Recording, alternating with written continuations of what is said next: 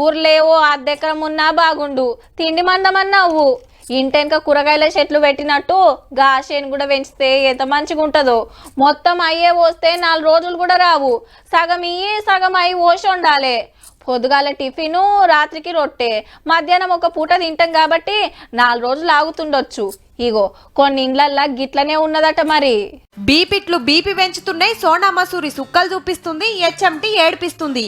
బియ్యం గడిగి పొయ్యి మీద పెట్టక ముందే రేట్లు కుత ఉడుకుతున్నాయి. మళ్ళా కిందటేడుకు బియ్యానికి నూకలుకున్నంత ఫరాకున్నది. లాస్ట్ ఇయర్ 34-35 ఉండే, ఈసారి 45-46 అయిపోయి. అంటే కింటాలకు 1000 రూపాయలు పెరిగినట్టే. 5-6 నెలల పాతయి కావాలంటే ఇంకో 500-600 ఎక్కువ. సన్న బియ్యం ఏది ముట్టుకున్నా కిలో 50కెళ్ళి 60 రూపాయలకు తక్కువైతే లేవు. మరి గిట్లెందుకు అవుతుందంటారా? సన్నాలు వండిచ్చుడు తగ్గింది మన తాన. కష్టం ఎక్కువ, దిగుబడి తక్కువ. ఆనలకు ఉత్తగానే ఒరిగిపోతాయి. మస్తు నష్టపోయిరట రైతులు.